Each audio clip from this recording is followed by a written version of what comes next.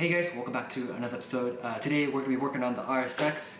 Got a couple of suspension components that we're going to do, nothing too crazy. Wanted to go over with you guys some of the things that I wanted to do, and I can do it at stock height and I don't have to worry about doing anything with like special tools or anything like that. So we're just going to be changing out some bushings, some end links.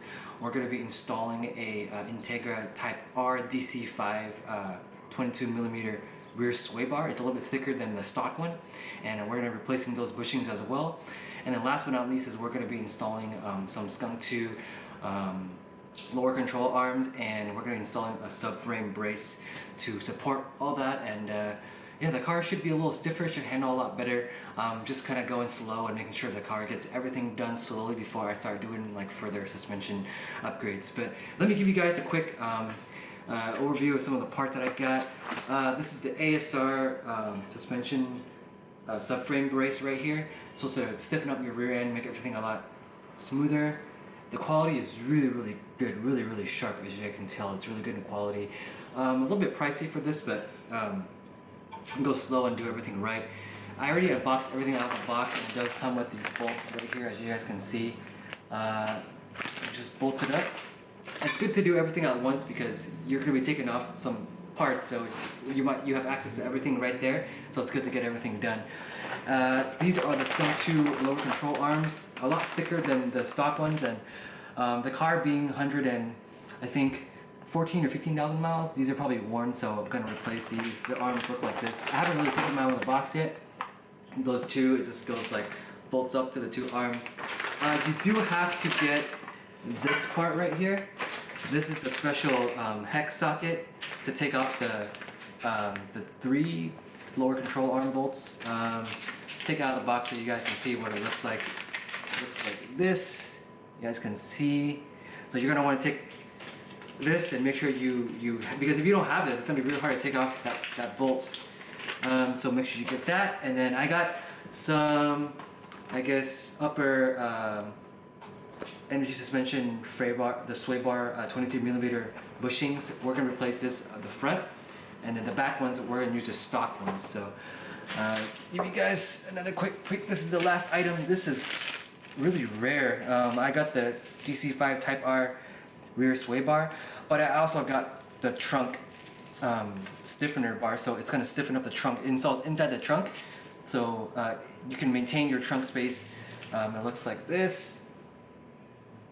And I got it off of ICD Motorsports. It's what I got last time on my other RSX, but it took a little long because shipping was delayed somewhat, but I got everything, and yeah, it's all right here.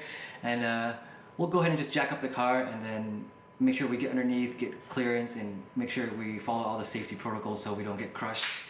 But anyway, hope you guys enjoy this video, and let's get started, alright? Wish me luck.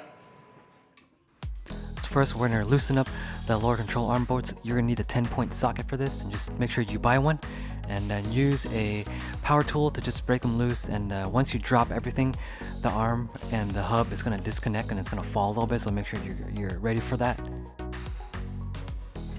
And we'll go ahead and remove this other bolt that's holding it onto the subframe brace.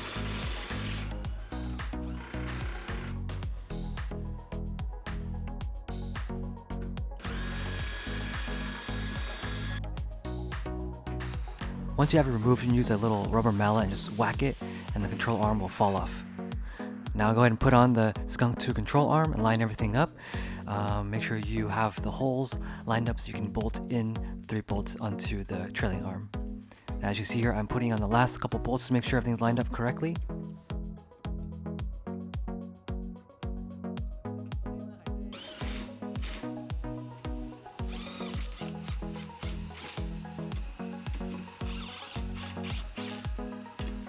And the end links are installed. These are the new OEM ones. Go ahead and re-put them back onto where they sit, and bolt that up onto the Type R DC5 22mm sway bar. Here I am using the caliper paint just to repaint the brackets that hold on to the bushing. It gives you a little bit of nice touch up, make sure everything's nice and clean. And go ahead and add some WD-40 high temp silicone grease onto inside of the bushing, and that way it allows the bushing to move around more freely without any friction. And I'm installing the trunk tie-down bar. It's a really quick install, just 2 bolts. It stiffens up the rear of any of your chassis a little bit.